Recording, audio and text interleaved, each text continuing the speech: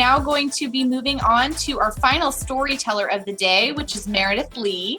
Unfortunately, Meredith couldn't be here with us live, so we have pre-recorded her video, and we'll be watching it via a video link, which will give you the ability to control how it's going. So if you need to pause it or if you want to rewind it so that you can hear something again, you'll be able to do that. We will resume in 10 minutes, so we'll start the video, and then then we'll pick the panel up back at 2:05. Quickly, Meredith, if you don't know, is the Chief Technical Advisor at UC Berkeley Computing, Data Science and Society. She serves on the board of the California Water Data Consortium and the National Leadership Council of the Society for Science and the Public. Under the Obama administration, Dr. Lee led the White House Innovation for Disaster Response and Recovery Initiative and contributed to data.gov, challenge.gov, citizenscience.gov, and the Office of Science and Technology Policy. So with that, Tim, if you could please turn on the video.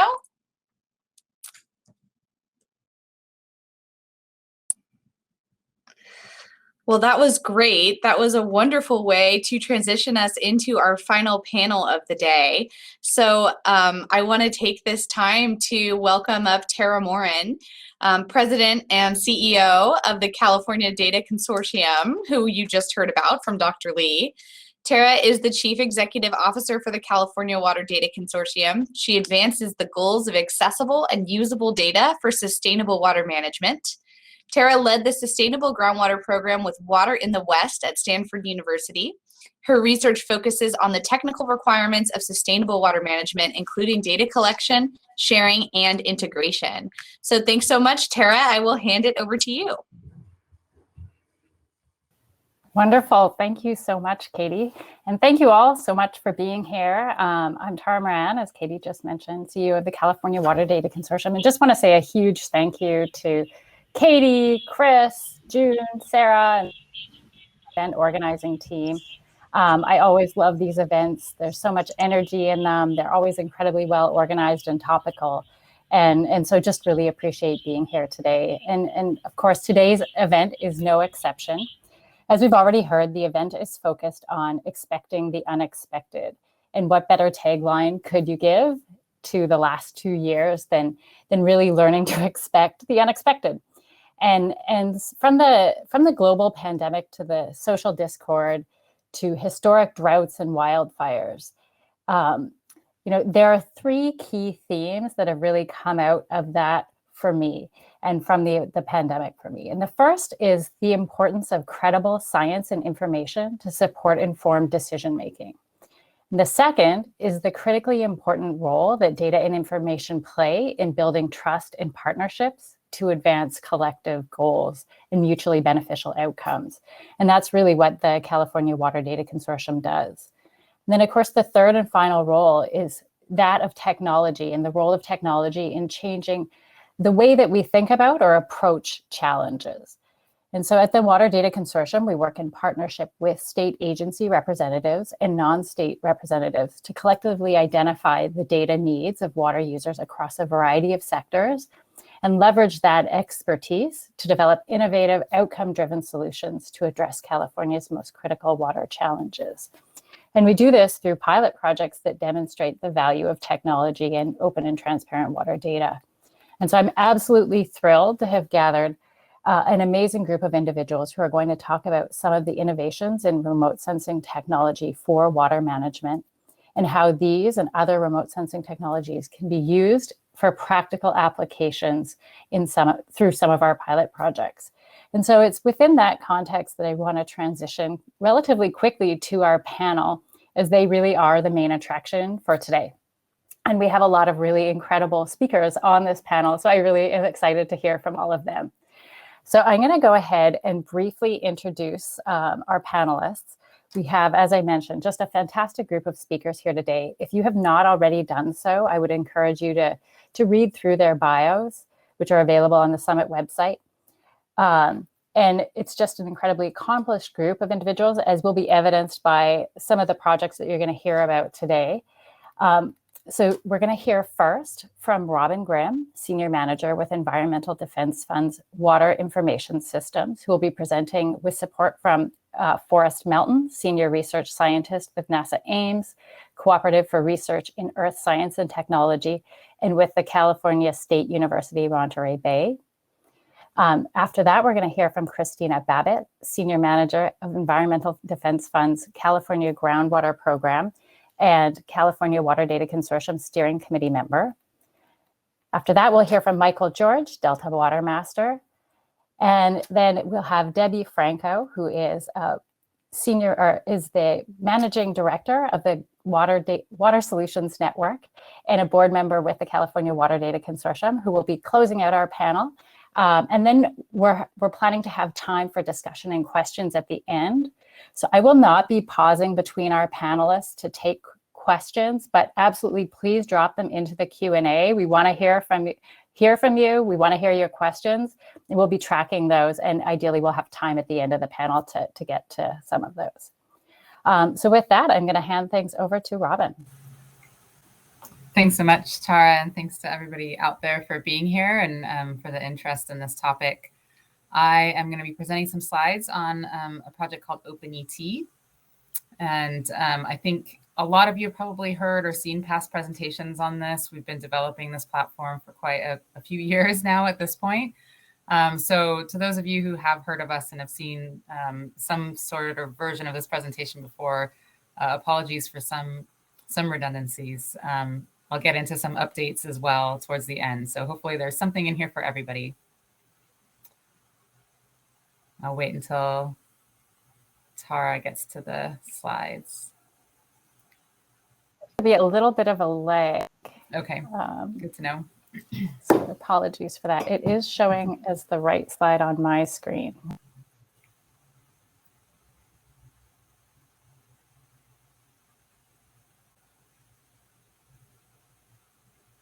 Yeah, so I'm not sure if someone could give a hand, but when I advance them on mine, it's not displaying as advanced here.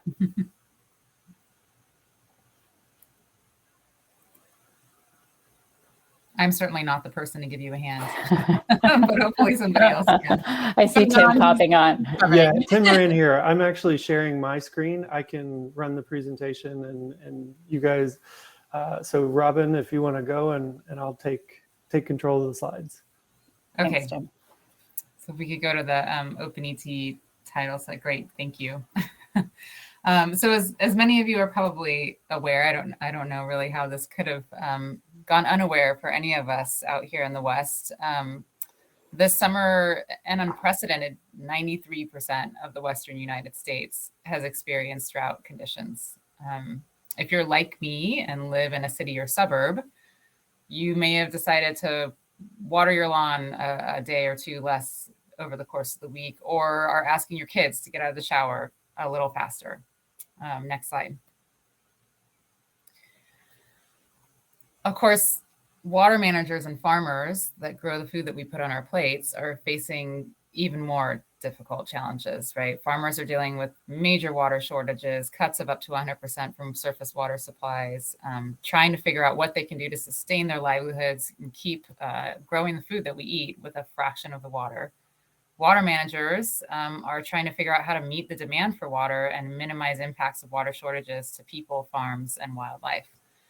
And in many cases, these folks are all facing these immense challenges without consistent, timely data on one of the most important pieces of information for managing water, which is the amount of water that's consumed by crops and other plants as they grow.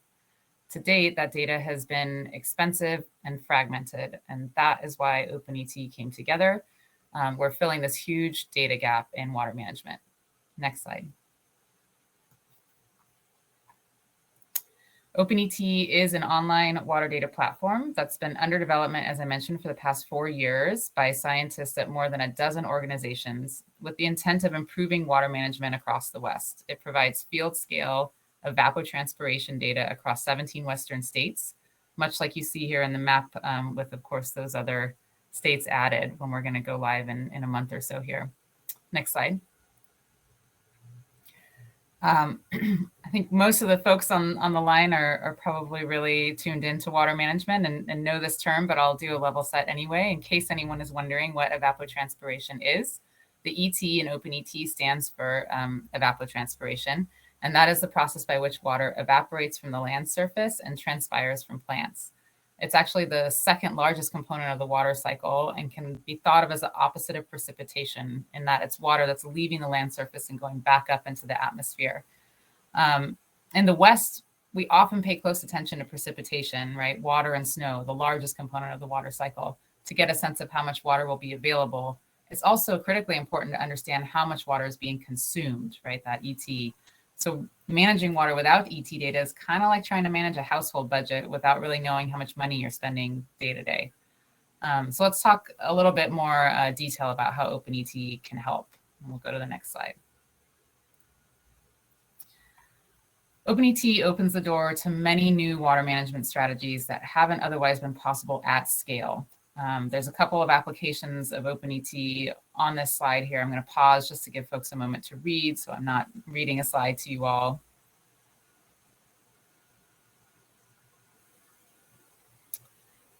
One of the things that I noticed, and that I'll just highlight from this list of applications here, is how empowering it is that OpenET is going to provide access to consistent, timely ET data to everyone.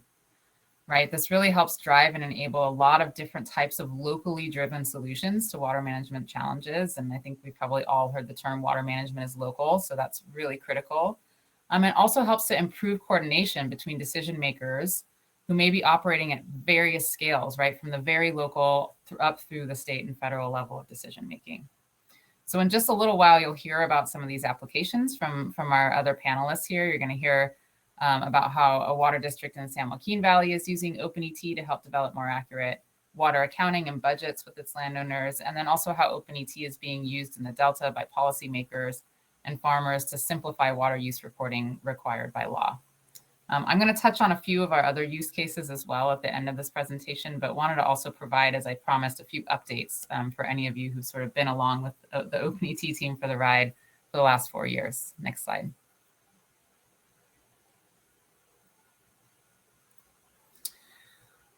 So again, a few highlights in terms of improvements being made for anybody who's sort of heard from us in the past and is aware of what the interface can do, has seen a demo. We are planning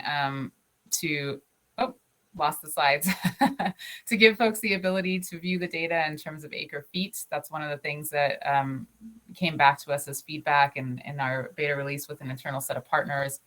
The site will also allow folks to draw custom polygons. And there's a couple of different interesting use cases that came back to us for that. One of which was, we have the data summarized to individual field boundaries, but a grower asked us at one point, well, what if I have different treatments applied to different parts of my field? I like to be able to draw my own polygon and see if I can pick up on the signal in terms of changes in ET from those different treatments. And so we're excited to be able to offer that functionality when we launch. And then we've also developed a whole bunch of educational content and context to help folks understand how to use the data, what ET even is, why it matters for water management, et cetera. So there's a whole lot of work that's been done to get the site ready for launch, and we're excited about those updates. I'm actually going to skip through slide 7 and hand it over to Forrest on slide 8 for whoever's controlling the slides to give a little bit of an update also on our accuracy assessment and air comparison work.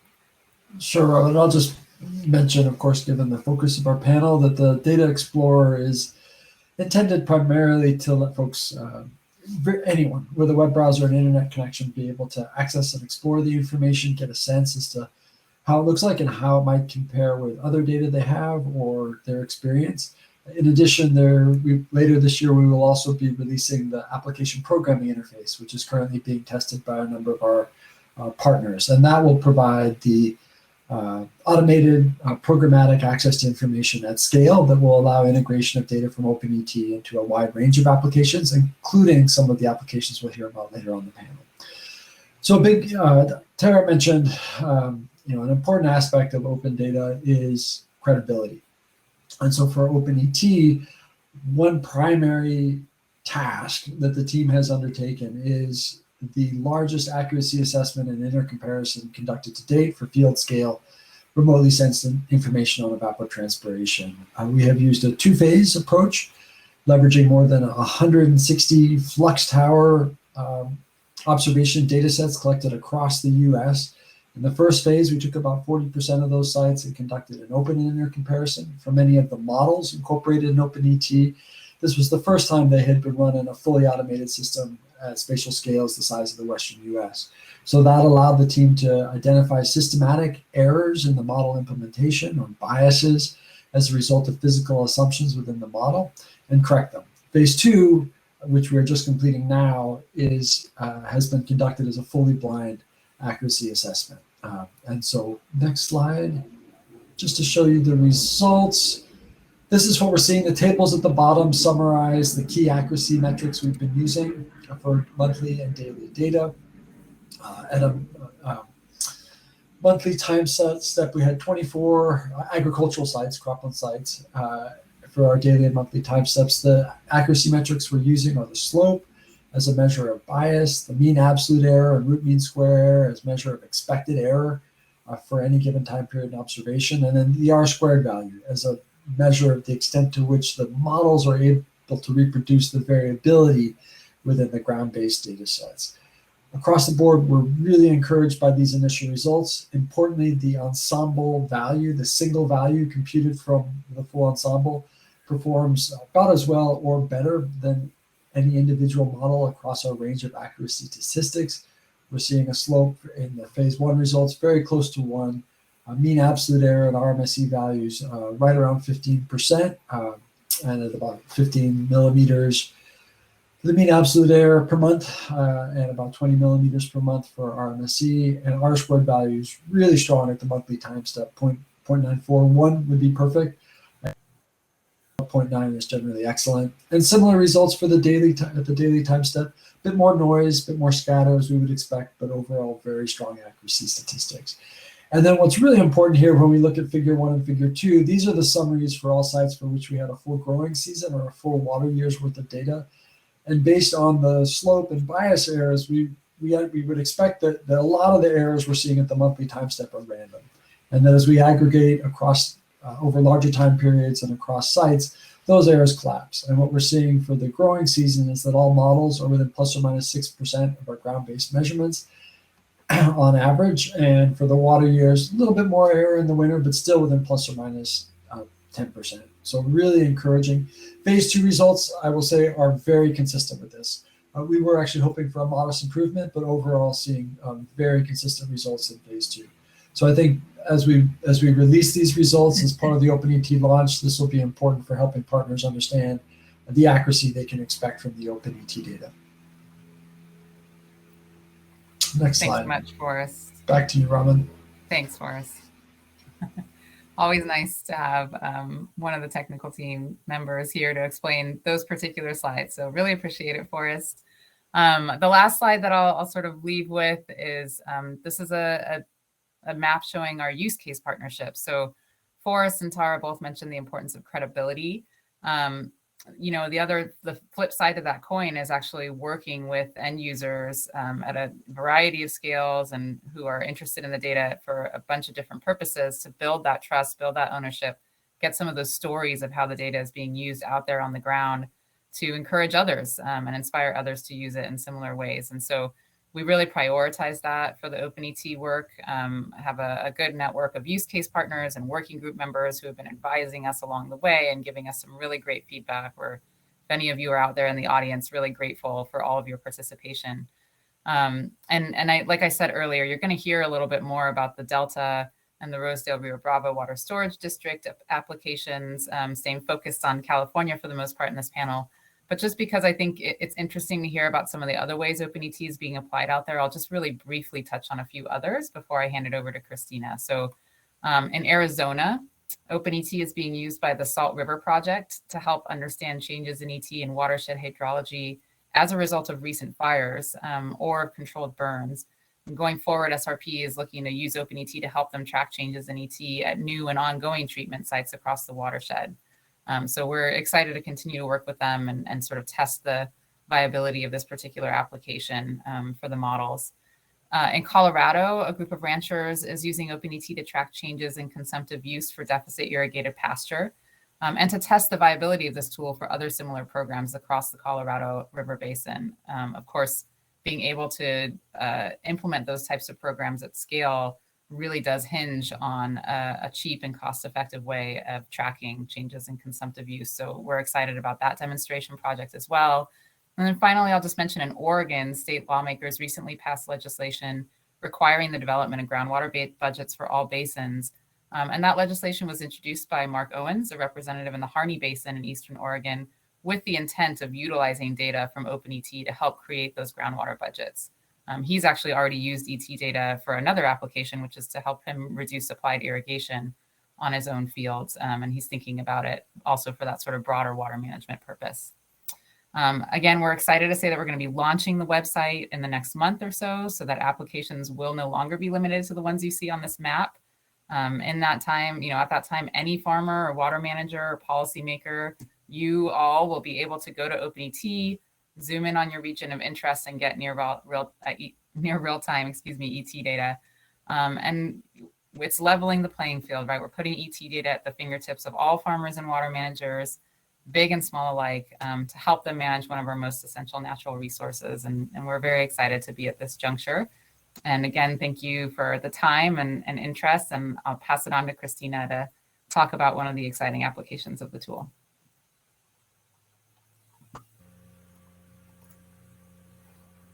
Good afternoon, everyone. Thank you so much, Robin. It's a pleasure to be here. Again, my name is Christina Babbitt, and I'm a senior manager with Environmental Defense Fund's California Water Program.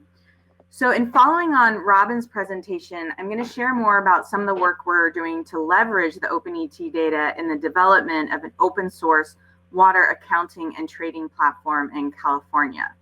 First, I'll share a little bit on the project vision and motivations surrounding it. And then I'll dive a little bit into the details of the water accounting and trading platform itself and share some thoughts on next steps as we continue to build and scale the work. Next slide, please. Perfect.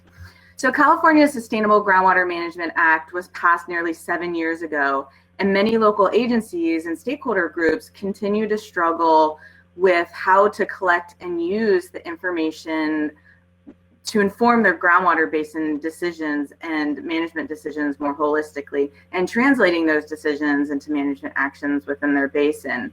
So our vision for this project is to further develop and scale an accessible open source water accounting platform that integrates the data from a variety of sources and effectively communicates this information to support local, regional, and state water management decisions. So in my next several slides, I'll share more about the platform as it was developed in partnership with Rosedale Rio Bravo Water Storage District in Kern County. And then we'll look at how we're going to build out the partnership in a partnership that we've announced with a consortium, the Department of Water Resources, the State Water Resources Control Board, and others. Next slide, please.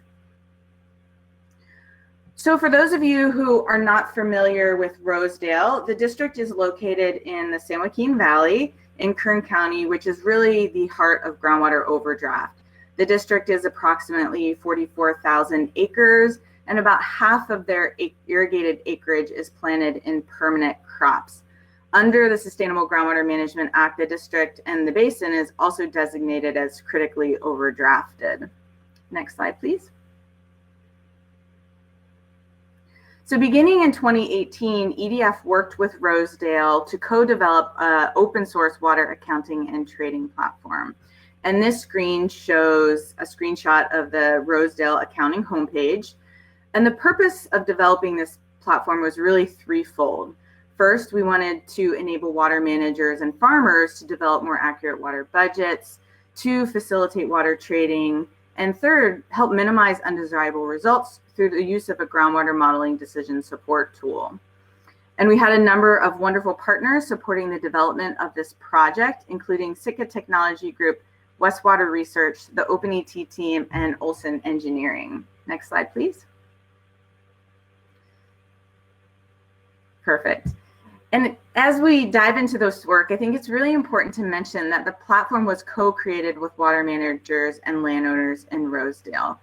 When we hosted our workshops, we heard loud and clear from landowners and managers that they wanted something straightforward and easy to use. And this is really the framework that we kept top of mind as we developed the platform. The accounting portion of the platform was launched in March of this year in Rosedale, And the trading features will go online in Rosedale once the district and the landowners say they want trading and once there's scarcity within the basin or within the district. Next slide, please. So this graphic highlights the main features of the platform. I'll briefly touch on each of the components, and then I'll share some screen grabs of just the accounting functionality of the platform. And importantly, the platform is open source, so groundwater agencies, consulting firms, and anyone interested can take the platform source code and customize it as they see fit with no license fees required. So at its core, the platform is really focused on accounting information that informs decisions for landowners and water districts so that they can track their annual water allocations and their current water usage in near real time. And you can essentially think of it as a way for landowners and water managers to check their water budget, very much like they would check an online bank account. Next slide, please. Okay, so go back. Okay. Well, you can continue to look at this. We're just on the water use one, which is a satellite at the top. So water use for the platform is brought in through OpenET, which Robin just described. And as we move forward, we'll be working to integrate additional types of water usage data. So now we'll move to the bottom part of the graphic and talk about water supply. Perfect. And water managers can then input water supply data into the platform to help create detailed water budgets for the district and for landowners. For example, water managers can set an allocation or a target usage for each field or landowner. And then one more click will take us to the water budget. And when you have both usage and supply data being tracked, a landowner can then understand their own water budget via their landowner dashboard. And the platform also provides this feature for the district, so the district can have an understanding of the entire accounting for the basin. And then we'll move to the next slide, which is water trading. Water trading is an optional feature that you can add onto the platform. Accounting is, of course, essential. And so you need to have the accounting in solid shape before you can implement trading. And then the last part of the graphic that I'll describe is the modeling scenarios. And the accounting data and management framework really opens up wonderful opportunities for deeper analysis. So we're working with a group out of Lincoln, Nebraska, Olson Engineering, to integrate an open source groundwater modeling decision support tool that will allow us to better understand the potential impacts of water management strategies. So you can see groundwater level changes and potential implications to the stakeholder groups that you care about and want to protect. Perfect. So we'll transition to the next slide, and I'll just share some screen grabs from the platform. And so what we're looking at now is the Environmental Defense Fund demonstration page. And it looks a little bit different than the Rosedale page because we created a demonstration site that allows anyone to sign up for an account and see the full functionality of the platform. The Rosedale site contains some proprietary landowner data, so we anonymized all the account names and the parcel boundaries, but all the information that you're seeing in terms of the OpenET data, is real. And so if you go to the next slide, we'll land on the manager dashboard. You see a lot of information here. I just want to highlight a couple of key parts. If you look at the left side of the screen, you can see some district-wide statistics, the total allocation, the total water budget for the district, and broken into different types of water. It's really important to understand these types of water because there's often different rules associated with their use. And then if you look at the right, you can see that in graphic form, and this brings in the OpenET data, and you can see the allocation, which is the red bar across the top, the average annual water usage, which is the curved gray bar, and then you also see the monthly water usage for each month. We have right now loaded into the platform OpenET data from 2017 through June of 2021, so these screenshots are just a little bit outdated. You can go to the next slide. And this just shows that the district manager page has all of the landowner accounts with unique IDs and can see all of the different allocations within each landowner. On the bottom, there's also a way to track the various trading activity that is taking place, the postings to buy and sell water. Next slide, please. And then there's also a way to use the mapping tool to get to different landowner parcels and access the platform that way. Next slide, please. And you'll see the landowner page. It looks really similar to the water manager dashboard, but this page shows individual landowner accounts so they can track their water usage over the parcels of land that they own. And very similar, you can see their allocations. You can toggle between acre feet or acre feet per acre. And this page incorporates any trading information. So if a landowner has purchased or sold water, that trade gets registered with the district, and that debit or credit then gets registered into their account. And so then their allocation is updated accordingly.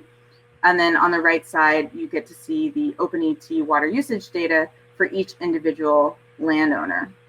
Next slide. One back there is just a little perfect. And again, just like the manager dashboard, it's really important for landowners to understand the different types of water that they're allocated, because there's different rules associated with how they can be used. And this is really important for things like trading, because some buckets of water might be able to be traded while others will not be. Next slide, please. And this just shows a screen grab of the various years of OpenET data that we have, and you can track the different groundwater use within the district. This district primarily just pumps groundwater. It's a water storage district, and right now I just have 2019, 2020, and 2021, but like I said, it goes back through 2017. Next slide, please. And I have just two more slides, and I want to highlight the importance of open source. It was a key component of the project early on, and it's something that we've held near and dear to the project.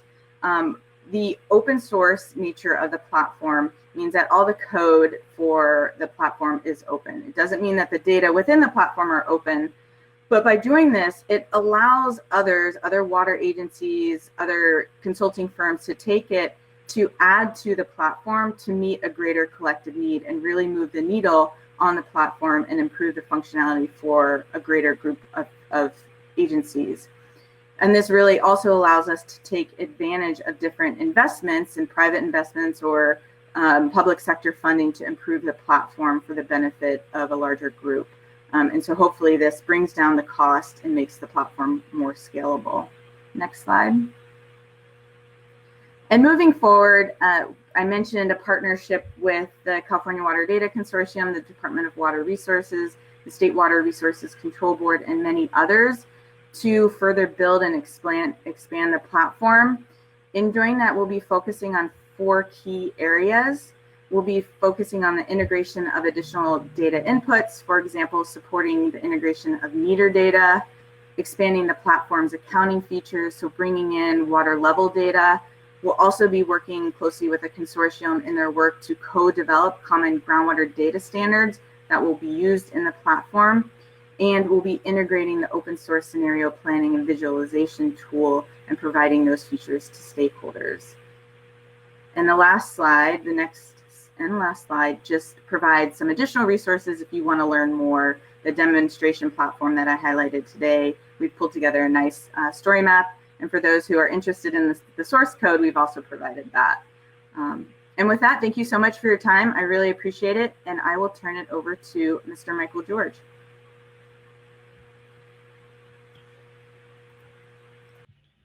Thanks, Christina. I appreciate the focus that both you and Robin, as well as Forrest, have brought to OpenET, because what I'm going to talk about is one of the applications of OpenET, which is to create an alternative regulatory compliance plan for the Delta.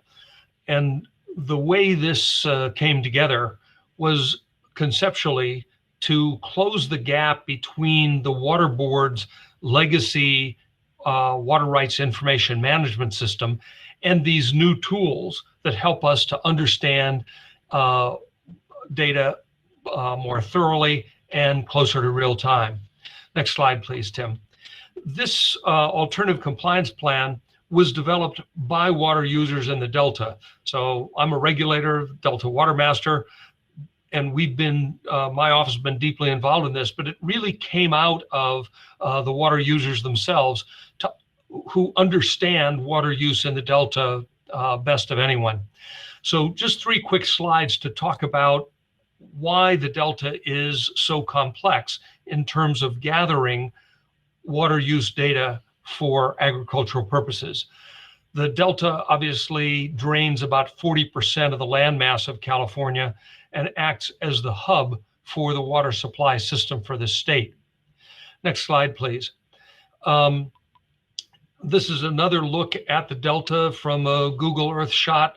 The red outline is the legally defined Delta, goes from approximately Sacramento in the north to south of Stockton in the south. It's about 740,000 acres, about the size of Rhode Island. And 2/3 of that, 500,000 acres, are devoted to irrigated agriculture.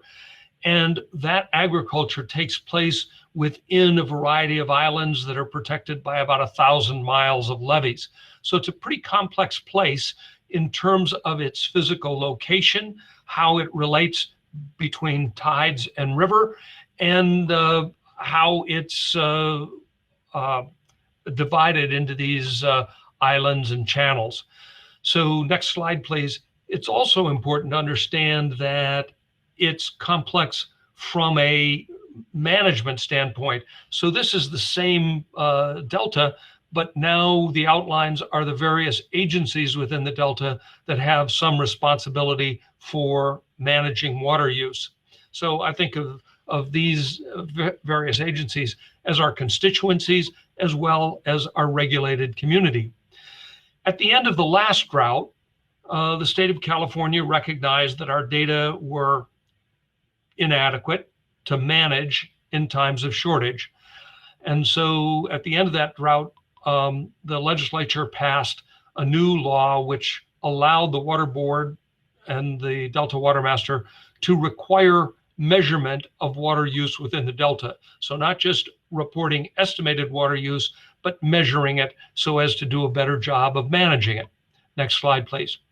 But because of all of this complexity, we recognize that the kind of data that we might get in the Delta was not as useful as the data we would need to manage in the Delta, particularly moving forward in a climate change environment.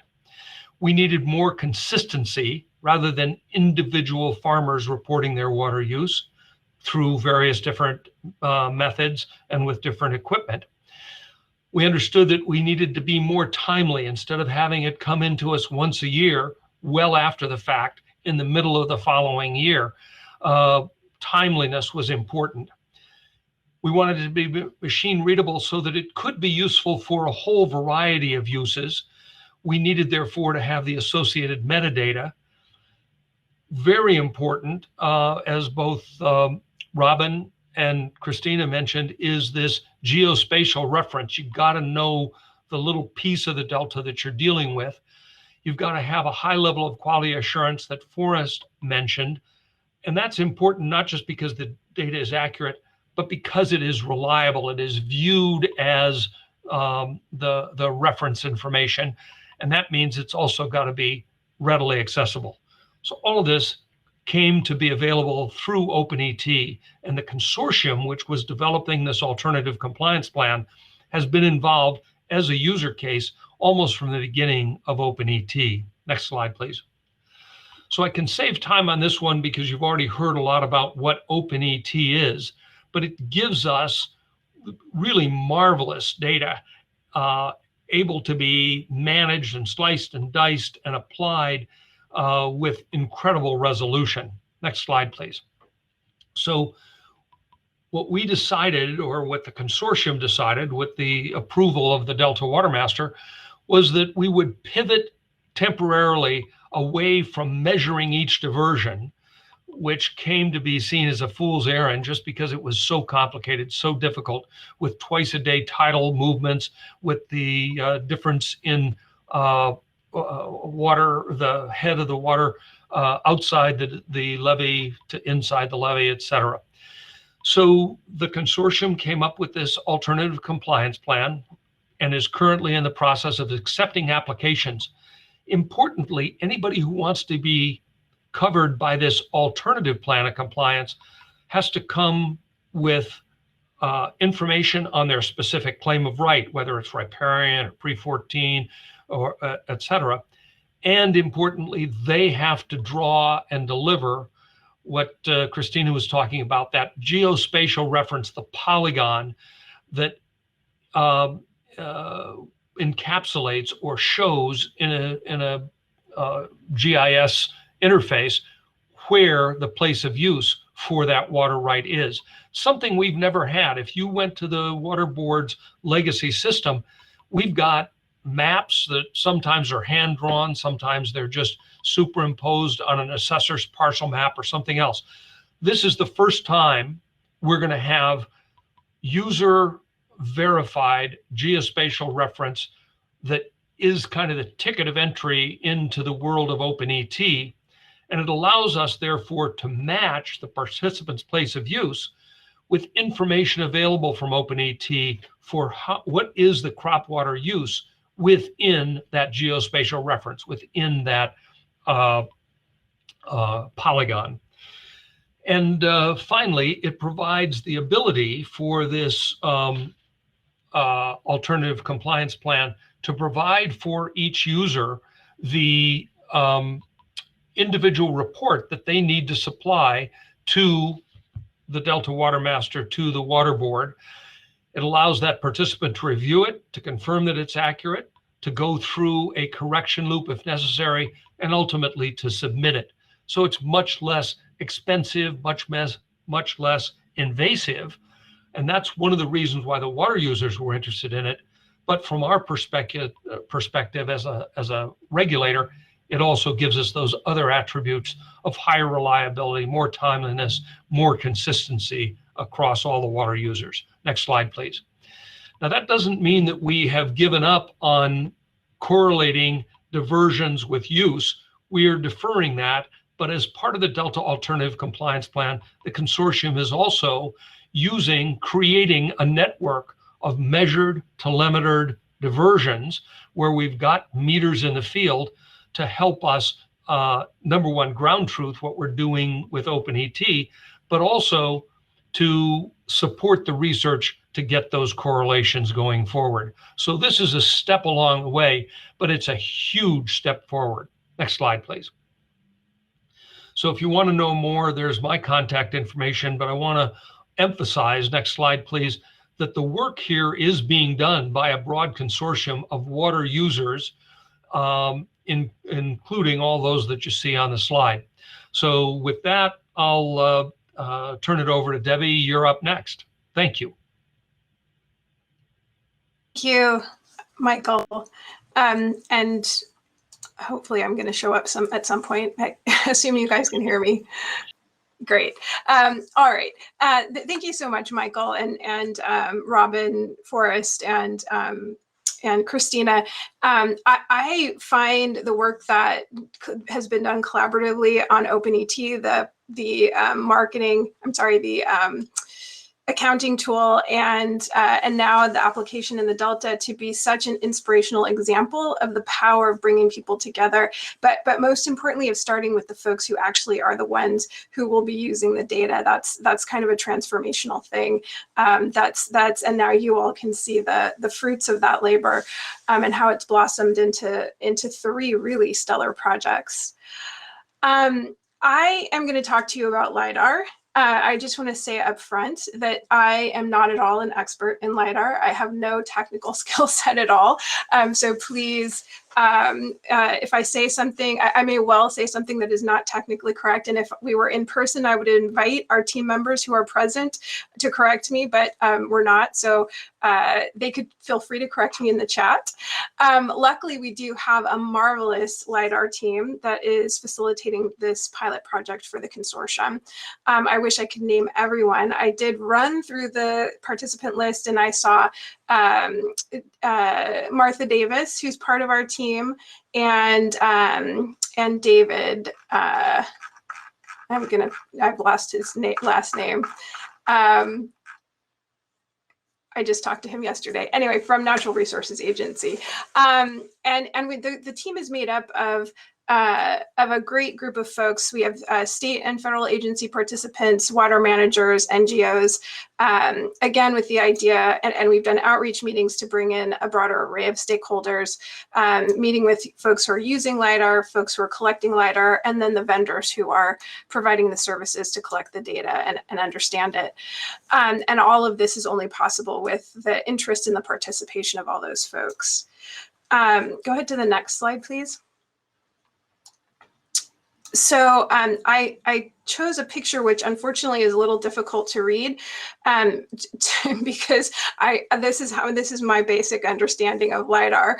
And so for folks who may not be familiar, my very simplistic representation of what it is it's basically using a laser to pulse light beams off of the surface of the Earth so that we can have some understanding of the Earth's surface characteristics.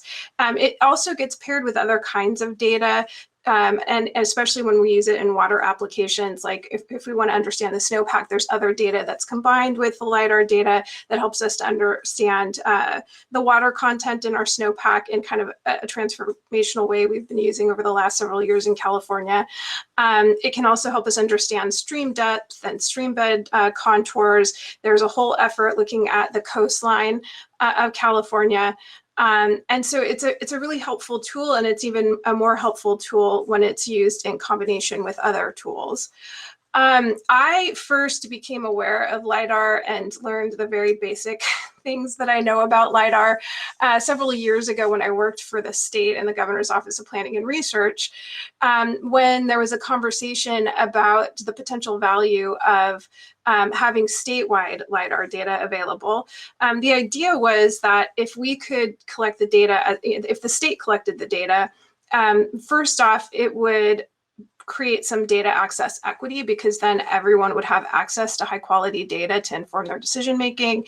But also it would provide at least a context to align other data sets. But ideally, we were hoping that folks would use the state data set so there'd be consistency across sectors working in the same geographies. So that if I was planning a transportation project and someone else was planning an energy project and someone else was planning a water project in the same geographic location, we'd all be relying on the same LiDAR information to understand what the landscape that we were working in looked like. And we'd also be able to understand how our systems might be better aligned and interconnected.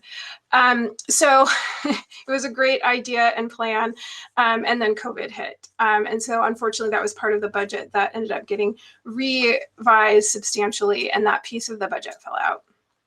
So the great thing was the consortium was just starting out, and there was the opportunity to ask the question, were there any opportunities to leverage what's already out there to begin to approach a statewide data set? And so that's really where the LiDAR pilot project in the consortium came from. Next slide, please. So it started as a very modest project. I think we thought we'd be totally wrapped up by last spring, or by this spring, I mean. And now we are looking at a winter event next year. The idea is to look at what's already out there and to build on existing efforts. USGS and the Department of Conservation in the state of California have already done a great deal of work. The picture that's up here is from the Department of Conservation and their efforts to identify where we have data and where we don't have data. So the idea was to look out there and see, and all the local agencies that are collecting their own data, was there a way that we could align those efforts better to expand quality of the data and to expand coverage, and ideally to save folks money. So that's one goal of the project. We also started out with the value of collaborating directly with the LiDAR data collectors and users. And again, that ground up value set that you heard exemplified in the OpenET projects.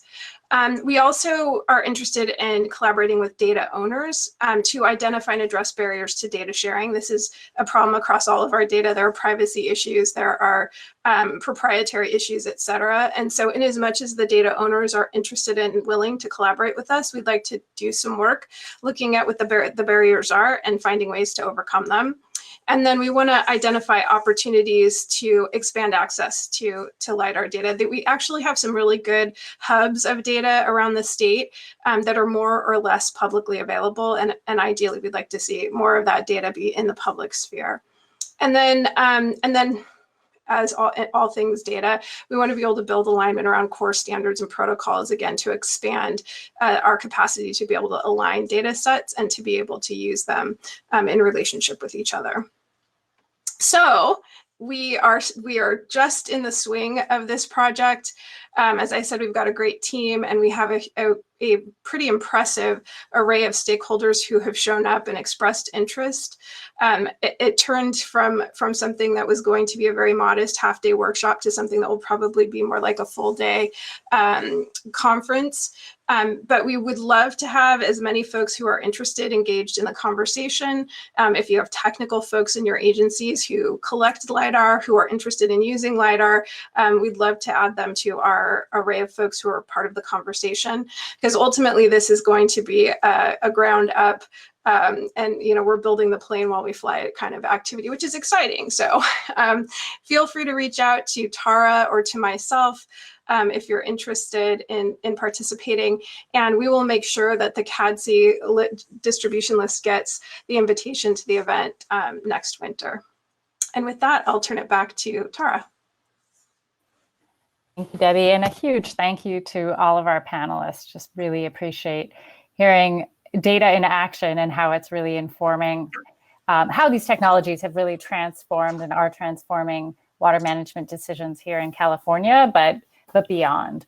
And so just want to say a huge thank you to all of them, and huge thank you to the Data Collaborative and all of the organizers for having us here on the panel today. We do have time for one question if anyone has a question that they would like to ask of our panel before we close things out.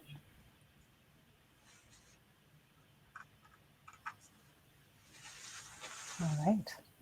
And if not, we will go ahead and just say a huge thank you again. And yeah, look forward to hearing from the next speaker. Well, that was wonderful. Thank you so much. What a fascinating panel. I feel like I'm kind of overwhelmed with the amount of information that I just learned. So many interesting things going on, and so many interesting applications for that work. So thank you very much to those panelists for participating and sharing all of that information with us. At this time, we're actually going to take a networking break. So we're going to take about 15 minutes to let you chat with others. We'll go back to our tables where we were before. And this time we have a couple prompt questions for you, which I think Tim will put in the chat, but I'll tell you what they are. The first one is poorly explain what you do for a living. Put the funniest answers that your table has at the chat, and we would love to hear what those are. I think we have a couple of other questions if you get through those, which Tim will put in, but I can't wait to hear the responses to that one. So let's go ahead and break into tables. We'll have 15 minutes, and we'll come back at 3:15 for our keynotes for our second and third keynote. Thanks.